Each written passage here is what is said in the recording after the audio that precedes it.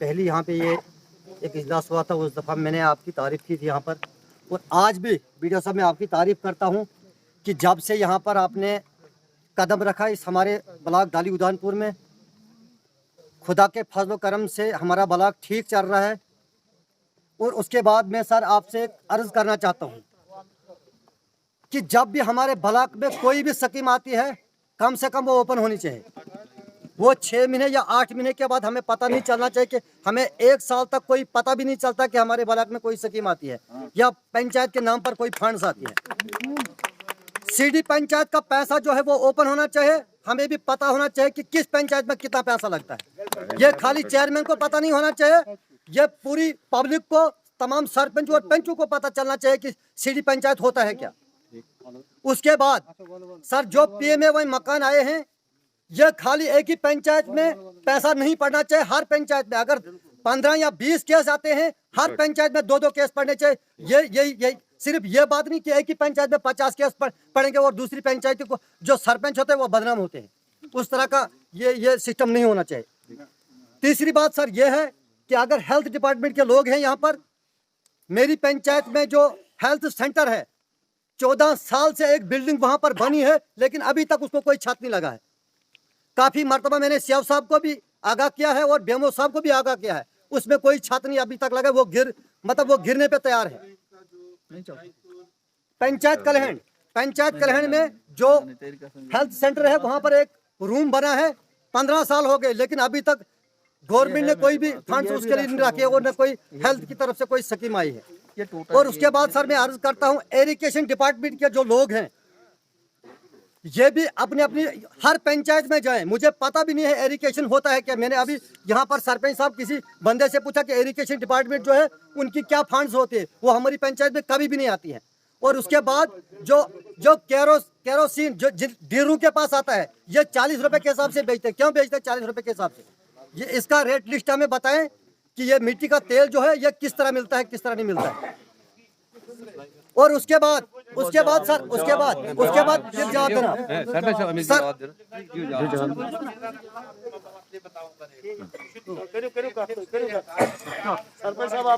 Sir. उसके बाद जो बाथरूमों का पैसा है, अगर बाथरूमों का पैसा है तो हम आगाह करते हैं, हम हर वक्त फोन करते हैं, वो पैसा क्यों नहीं मिलता है लोगों को?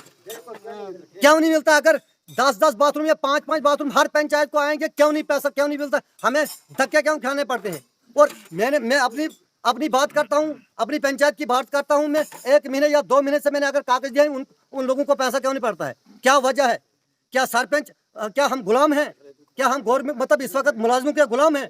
हम 10-10, 15-15, 20-20 मरतबा जाते हैं मुलाजिमों के पास, लेकिन कोई हमारी बात नहीं सुनता है।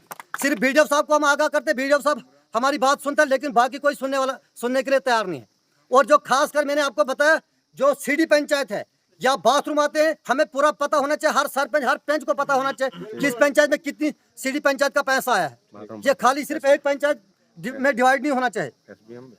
और SBM का जो मसला है, और सर उसके बाद जो बैक टू विलेज का इन्होंने टारगेट दिया था, अखबारों में दिया था कि 10 लाख रुपए हर पंचायत में दिया गया है, लेकिन वो काम बंद क्यों करवाया? फिर अगर हमें टारगेट बनाया गया है तो बंद क्यों? उसके बाद में जय शापू साहब को एक अर्ज करता हूँ, हमारी पंचायत में कलहण 8 साल से हौज बना है, लेकिन उस हौज के लिए अभी तक मतलब पाइप नहीं पड़ी है। मैं आपसे गुजारिश करता हूं कि 2 दिन के अंदर अंदर उस हौज में पानी पड़ना चाहिए। और खासकर जो अंचक्री गांव है वार्ड नंबर 5, उसमें बड़ी पानी की किल्लत है। ये आपको मैं रिक्वेस्ट करता हूं। खुदा हाफिज।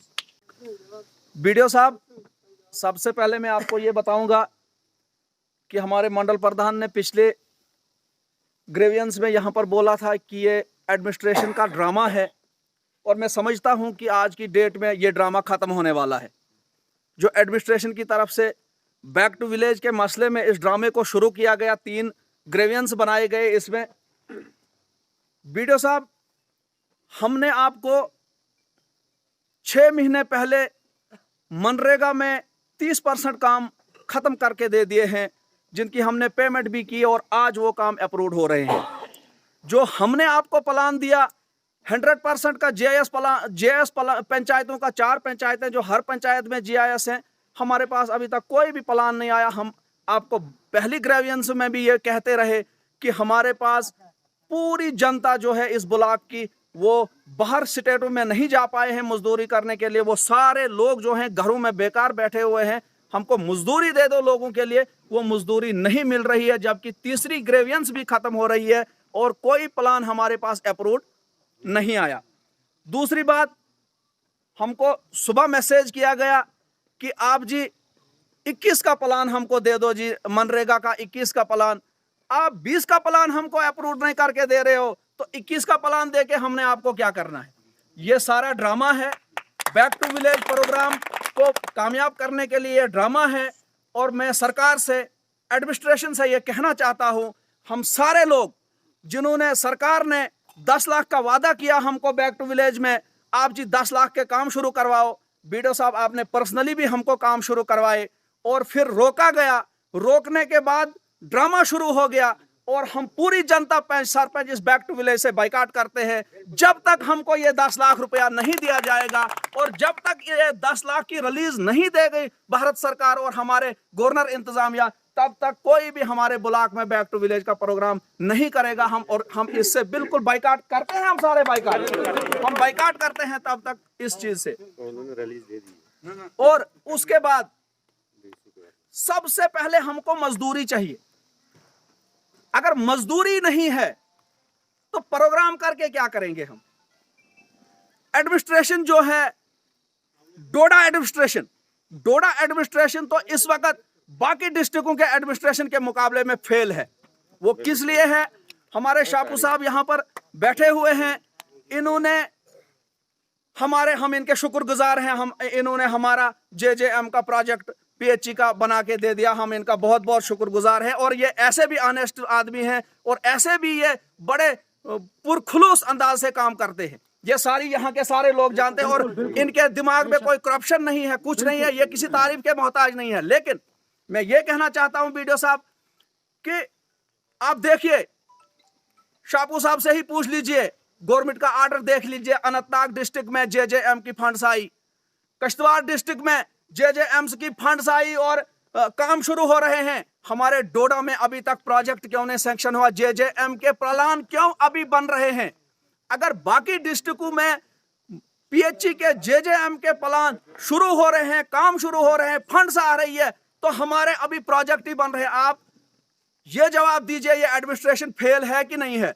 अगर किश्तवाड़ में पैसा आया, अगर अनंतनाग में पैसा आया, तो हमारे डोडा में पैसा क्यों नहीं आया?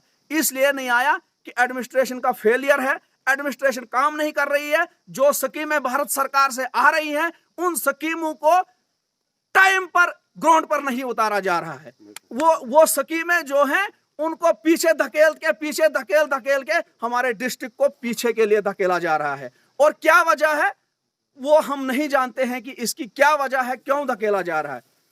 उसके बाद डोडा भरत रोड का जो पिछले दिनों में चर्चा रहा, हम शुक्रगुजार हैं। अभी तक जो हमारी डिस्कस हुई R&B डिपार्टमेंट से, बहुत अच्छा प्लानिंग इनकी है। लेकिन अभी एक स्टेप इनका बीच में छूटा हुआ है जो इनकी प्लानिंग में है। वो 10 किलोमीटर से 13 किलोमीटर तक जो डोडा भरत रोड का सबसे खस्ता हालत पॉइंट है, जो सफेद नाले से लेके यहाँ 13 किलोमीटर तक आता है। इसके लिए अभी तक इनकी कोई प्लानिंग नहीं है, जो बिल्कुल सबसे अहम इस पॉइंट है इस रोड में और सबसे खराब पॉइंट है।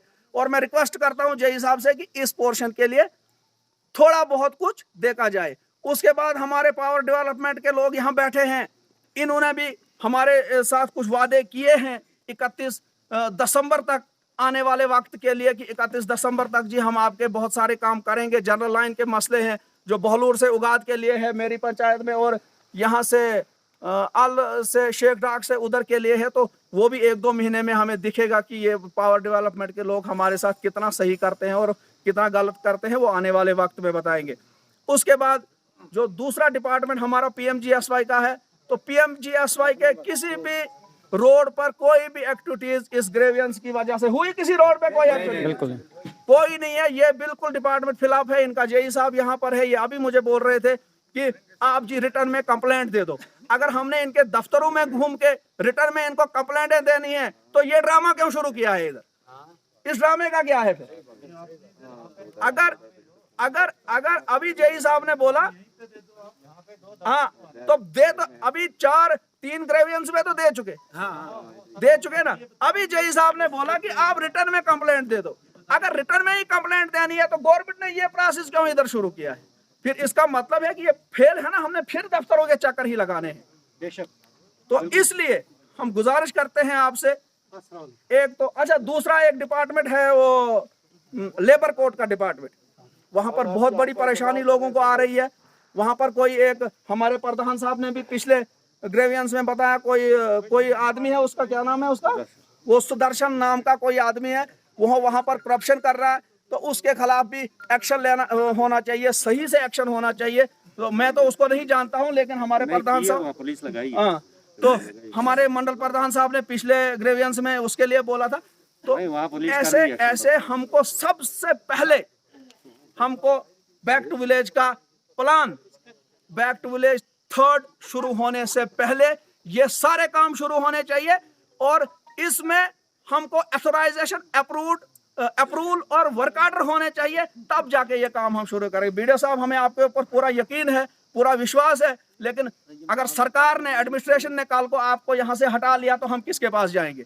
फिर हमारी सुनने वाला इधर कोई भी नहीं होगा। इसलिए हम मेहरबानी करके बैक टू विलेज 2 तारीख से जो शुरू होने जा रहा है, उसके लिए हम तभी तैयार। तो दूसरा ये अपने जो मशीन के लिए जो बोला था, जो मशीन के लिए बोला था, वो भी मैंने मतलब रिटर्न में जो मतलब यहाँ से जो हमारी रिपोर्ट जाती है डीसी साहब को, मैंने उसमें क्लियर लिखा हुआ है कि पुरानी भी कुछ 2-3 बार जो हमने मशीन लगाई है, तो उसकी भी अभी पेमेंट ओवरड्यू है। तो मैं अपने एक्शन साहब को भी बोला कि वो पेमेंट रिलीज कर दो, तो मैं मशीन अभी भेज दूंगा। तो वो भी हो गया। इस जेई साहब का हम जरूरी सुनना चाहते हैं। इस डिपार्टमेंट ने बड़ा तंग लाया। ये सपोर्ट मोड, ये सब भूल चुका। ठीक है, ये मुझे आवाज का आओ, इसका हम सुनेंगे। मैंने वो रिकॉर्ड कर दिया सर। अब एक्शन साहब मेरे को अगर डायरेक्ट करेंगे, मेरे को बोलेंगे, तो वो मशीन भेज देंगे, या तो फिर मैं नहीं सर, मैं अपनी जेब से तो मशीन नहीं लगा सकता ना सर। वो तो नेचुरली पेमेंट होगी तो तभी मशीन जाएगी। टर्मिनेशन का BOQ सबमिटेड है, नया जो BOQ बना है, हाँ वो हो गया, हाँ वो हो गया। तो बाकी आया एक भरत बगला रोड से थी ग्रीवेंस, ये बाल किशन जी की, वो भी मैंने हायर अथॉरिटीज़ को भेज दिया है। तो वो भी रिपोर्ट करेंगे जय साहब, उनके वाले जय साहब उधर भेज देंगे आपके दफ्तर में। तो फिर एक आपकी थी जो सबसे पहले आपने कहा था, वो एक डाली कुल्हाड़ की आपने मतलब बोला था कि वो रिमूव हो गया है, जो आपका कोल्ड मिक्स। तो उसके लिए हमने एक नोटिस भी निकाला है, मतलब जो कॉन्ट्रैक्टर को, कि भाई इसको रेक्टिफाई कर दे दोबारा से। तो इस टाइम उसने रिप्लाई में लिखा कि हाँ मैं करूँगा, बट इस टाइम उसको एक तो वो जो बाहर की लेबर थी, वो लेबर मतलब यहाँ पे अवेलेबल नहीं है। दूसरा वो जो कोल्ड मिक्स है वो भी बाहर से ही आता है। मैं आपकी बात से बिल्कुल सहमत हूँ, मगर एक बात है जय साहब, जो आप ये लंबे प्रोसेस बता रहे हैं, जी PMGSY के लिए हम बहुत बड़ा एक कदम उठाने को जा रहे हैं, जिसमें हमारे चेयरमैन साहब को मैं बोल रहा हूँ, चेयरमैन साहब हमारे और जितने भी PRI इस दाली उद्यानपुर ब्लॉक के हैं, हम आपके खिलाफ एक विजिलेंस भी करने जा रहे हैं आने वाले वक्त में।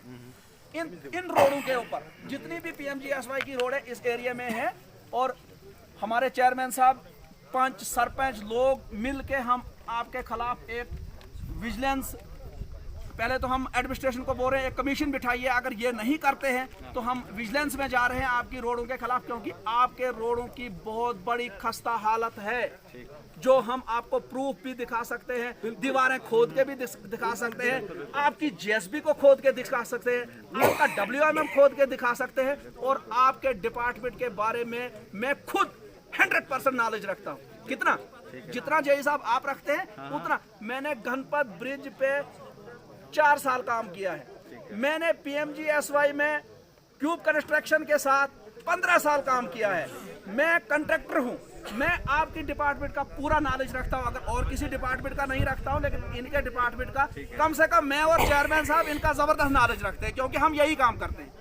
तो आपके ऊपर हम अगर कमीशन DC साहब ने नहीं बिठाई तो हम विजिलेंस भी करने वाले हैं आपके ऊपर। लेकिन जो आपका फौरी काम था, मैंने पहले ग्रेवियंस में आपको बोला था, जो आपने ये ऑल रोड बनाई है, इस रोड में आपकी ड्रेनेज 100% ब्लॉक है, और वो पानी जो है वो लोगों के घरों को जा रहा है, वो ग्रेवयार्ड हैं, इसमें 2 ग्रेवयार्ड हैं, जो उन ग्रेवयार्डों में वीडियो साहब पानी इनका जा रहा है। और फौरी तौर आपने उसके लिए कोई भी, उसमें तो मशीन लगा के 4 घंटे में ड्रेन खत्म हो जाती है। आपको बता दूं, वो आपने ग्रीवेंस नहीं लिखवाई। मैंने स्टार्टिंग में, मैं आपको वीडियो दिखाऊंगा, मैं आपको वीडियो दिखाऊंगा। हाँ, मैं थोड़ा लेट हुआ था। और अब हम आपसे यही बात करेंगे कि जो मैंने ऑल रोड में वो घरों को पानी लगा है और ग्रेवयार्ड्स में जो पानी लगा हुआ है, हम बैक टू विलेज से पहले तो हमारा बैक टू विलेज बाइकाट है। अगर इसका कोई फैसला हमारे एडमिनिस्ट्रेशन से हो गया तो बैक टू विलेज से पहले इस ऑल रोड की पूरी ड्रेनेज होनी चाहिए और बगला रोड की वो भी, ग्रीवेंस में आपको आज ही भेज हाँ, दूंगा। बगला रोड की भी और कलिहान रोड का तो बिल्कुल हालत ही खराब है 2008 से आज तक। उसमें बहुत बड़े इशू है वो, चलो तो वो भी, उसका भी देख लो। तो उसके बाद हम फिर आपको 1 महीना वेट करेंगे, क्योंकि सर्दियों का मौसम आने वाला है। ये बर्फानी एरिया है, यहाँ पर 1.5 मीटर बर्फ पड़ती है। और अगर उस टाइम में आपका यही हाल रहा इन 2 महीनों में, तो इंशाल्लाह आने वाले वक्त में आपको हम विजिलेंस में हिसाब आपसे लेंगे। शुक्रिया। कोई बात नहीं, ये वाली ग्रीवेंस है ना आपकी, जो मतलब ड्रेनेज का। नहीं सर, बगला में भी वही हाल है ना। परसों में आपसे लिखा है, वो रात को ड्रेन निकाल रहे हैं और आज फिर खोद के लोगों की जमीनें फिर बिल्कुल खत्म कर दी। क्या ड्रेन का लुक खत्म कर दी जनाब। ड्रेन बनाते बनाते उन्होंने पत्थर डाले और लुक भी खत्म हो गई उससे। वो खत्म हो गई, रोड ही खत्म हो वो गई। लिखवा दीजिए आप, वो लिखवा मतलब दीजिए। वो चीज लोगों की कच्ची जमीन है, घर काट काट के और फिर दोबारा से वो ला रहे हैं। कच्ची दफ्तर में तो सिर्फ यही है जो मतलब सारी रोडों में चलता है। हाँ, मैं करूँगा, ये लिखवाएंगे तो। जय साहब, मैं आपसे एक पर्सनल सवाल करूंगा। जो मशीन आपके डिपार्टमेंट की तरफ से भेजी जाती है उसको 100 घंटे या 50 घंटे देते हैं। मैंने कलहंड रोड पर, मैं क्योंकि बेसिकली वहाँ का रहने वाला हूँ, बहुत बार मशीन भेजी गई और मुझे पता चला कि इनको 50-50 घंटे दे गए। और वो जो मशीन वाले आते हैं शाम को आ जाते हैं, कलहंड में बैठते हैं, सुबह उठते हैं, वापस चले जाते हैं और उनको जो 50 घंटे का बिल है उनको दिया जाता है। और ग्राउंड पे जो है काम बिल्कुल भी नहीं किया जाता। इसकी क्या वजह है? लास्ट टाइम भी जब हमने भेजी थी तो मैंने तो आपके मतलब पंचायत के हवाले मशीन की थी। मैंने खुद तो मैं अवेलेबल नहीं था मशीन के साथ, लेकिन आप ही के लोगों को मैंने चेयरमैन साहब को इवन बोला हुआ था कि किसी बंदे को मशीन के साथ भेज दो। अच्छा, अलॉटेड जो लास्ट टाइम के घंटे थे, मैंने चेयरमैन साहब को भी बताया था कि 10 से 15 घंटे से ऊपर मेरे पास अलॉटमेंट नहीं है। तो जो आप 50 घंटे की बात करें तो पिछली बार मतलब कोई नहीं, उससे पहले भी आई ना। मैं वही बोल रहा हूँ, कोई 3 बार मैंने अभी तक मशीन भेजी है यहाँ पे। तो अभी तक तो 50 घंटे बोल रहे हो आप, 1 घंटे की भी पेमेंट नहीं हुई है इस साल की। अभी तक कोई रेस्टोरेशन का मतलब मगर काम भी नहीं ना हुआ है सर। अगर आप चलोगे मेरे साथ, मैं आपको 0 ग्राउंड पर रिपोर्ट दिखाऊंगा कि कहाँ पर क्या हो रहा है, कितने बड़े बड़े खड्डे हैं। क्योंकि आए दिन कलहंड से हर मीडिया चैनल पर यही रिपोर्ट चलती है। भेजी हुई है कि अगर देखो जितनी बार भी मतलब मशीन हम भेजते हैं, उसका जब तक कहीं से मतलब कुछ एस्टिमेट भी हम सबमिट करते हैं, थोड़ा सा कुछ ना कुछ तो अब ठेकेदार तो ऐसे मुफ्त में तो काम करेगा नहीं, उसको तो टाइम पे चाहिए। या वो तो फिर मेरे मगर लगेगा कि भाई तूने मशीन लगाई है, तू दे अपनी जेब से दे, वो कहाँ मानेगा। नहीं, मगर सवाल ये है कि जब वो मशीन वाला जाता है उसने तो बाद में पैसे लेने ही लेने आपसे, वो काम क्यों नहीं करता है? काम तो क्योंकि वो उसकी तो जिम्मेवारी बनती मैं है। आपको एक चीज़ बता रहा हूँ, वही मैंने आपको बोला कि मैंने चेयरमैन साहब को डायरेक्ट बोला हुआ था कि आप अपना बंदा भेज दो मशीन वाले के साथ। तो क्यों नहीं करेगा काम जब आपके लोग लोकल लोग साथ जय साहब, वो फ्री तो नहीं ना जाएगा, वो भी मजदूर होगा कोई, वो तो नहीं ना जाएगा। नहीं जाएगा। मैंने अपने डिपार्टमेंट से भी एक हेल्पर भेजा हुआ था जी साथ में। तो उसका तो कहना है कि अब लोग मतलब मेरे पास 15 घंटे सारे हैं, ये बोल रहे हैं जिस हिसाब से काम करने के लिए उसमें तो कोई 40 घंटे लग जाएंगे। सर, मशीन वाले से हम यही पूछते हैं, उसका ये कहना है कि मैं जिस वक्त डोडा से निकलता हूँ वो टाइम स्टार्ट वहीं से हो जाता है। होता है बराबर। तो काम कितने घंटे करेगा फिर वो? मिनिमम तब भी, अब जैसे चेयरमैन साहब ने लास्ट टाइम कहा था कि बोलते 5-6 घंटे का काम सारा है, तो मैंने उसी हिसाब से 15 घंटे के, वो भी अपनी तरफ से, एक्शन साहब की तरफ से तो 10 घंटे का था जी सारा। मैंने अपनी तरफ से मेरे को 5 घंटे चलो एक्स्ट्रा लगा दो, जो आने जाने में 5 घंटे लगेंगे, बाकी जो 10 घंटे वो कम से कम रोड पे लगने चाहिए। सर, जो आने वाला टाइम है, अभी सर्दी भी आ रही है, तो कब तक ये कलहंड रोड की हालत जो है सुधरेगी? अभी फिलहाल इसका जो मतलब सही तरीके से सुधरने का जो प्रोसेस है वो चल रहा है। टर्मिनेशन के लिए हमने दिया हुआ है, प्लस इसका जो मतलब जो रीटेंडरिंग के नए आइटम्स पे जो रीटेंडरिंग होगी उसकी, तो वो आइटम्स भी, उसका भी BOQ तैयार है, वो भी भेज दिया हुआ है। उससे बाद सर, जो वहाँ पर दीवारें लगी थी, जैसे कि मागरे साहब ने भी आपको बोला कि दीवारों का मसला बोला इन्होंने, तो वहाँ पर जितनी भी दीवारें लगी उनमें जो मटेरियल है बिल्कुल मतलब ज़ीरो लगाया गया है। और हमने बहुत बार कंप्लेंट की थी, वहाँ पर एक प्राइवेट जेई भी थे, उनसे भी बोला था और उन्होंने बोला था कि जो उखाड़ना वो उखाड़ लो, हमारा आप कुछ नहीं बिगाड़ सकते। ऐसा क्यों? नहीं है, कम से कम अब मेरे पास तो आज ये रिपोर्ट्स आ रही है कि वहाँ जी। पे काम मतलब ठीक ढंग से नहीं हुआ, मटेरियल ठीक ढंग से नहीं हुआ। इसके खिलाफ भी एक्शन ले सकते हैं, क्योंकि अभी इसका जो मतलब पुराना काम जो हुआ है उसका अभी मतलब फाइनल बिल नहीं हुआ है, क्योंकि टर्मिनेशन से पहले फाइनल बिल हमें एक बना के भेजना है। तो उस फाइनल बिल में देखेंगे, मैं खुद इंक्वायरी करूँगा, खुद देखूंगा, अगर कहीं पे अगर कुछ होगा तो मैं डिडक्शन करके ही नई क्वांटिटी दूँगा। हमारी तरफ से यही ग्रेवेंसेस है वहाँ से कि जो भी वहाँ का पेमेंट बकाया होगा उसको बंद किया जाए पहले, तब तक जब तक उस रोड को जो काम हुए उन रोड कामों को अच्छी तरह से कंप्लीट ना किया जाए। नहीं, काम तो वैसे वो देखो, कोई भी अगर कोई स्ट्रक्चर है वो कंप्लीटेड ही रहेगा। अब ये है आपकी डिमांड, ये है आपकी कहना ये है कि वो सब स्टैंडर्ड वर्क हुआ है। जी, स्टैंडर्ड वर्क बिल्कुल। चेक किया जाएगा, कितना सब स्टैंडर्ड है, कितना मतलब उसमें मटेरियल लगा, तो उस हिसाब से उसका यूनिट डिडक्ट होगा। Thank you. इरिगेशन के रिलेटेड यहाँ पे एक ही पुल की उद्यानपुर में वो प्रोजेक्ट अप्रूव्ड है, उसका काम स्टार्ट हो जाएगा, उसका टेंडर लग जाएगा। जी मैम, बाकी पंचायतों में भी इसके कुछ काम होते हैं इरिगेशन के? नहीं, अभी मतलब जो भी ग्रेवेंस लोगों ने लिखवाए ना, हर पंचायत के हमने जो एस्टीमेट जो थे जी। प्रोटेक्शन के रिलेटेड वो बना दिए हैं। जो जो लोगों ने लिखवाए थे जिस जिस पंचायत के, वो हमने एस्टीमेट सबमिट कर दिए। जी, वो हमने एस्टीमेट सबमिट कर दिए। अब उनके जब फंड्स आएंगे तो वो तब काम स्टार्ट होंगे, लेकिन यहाँ पे जो पुल है इरिगेशन की, वो उसका काम स्टार्ट हो जाएगा, उसका टेंडर लग जाएगा।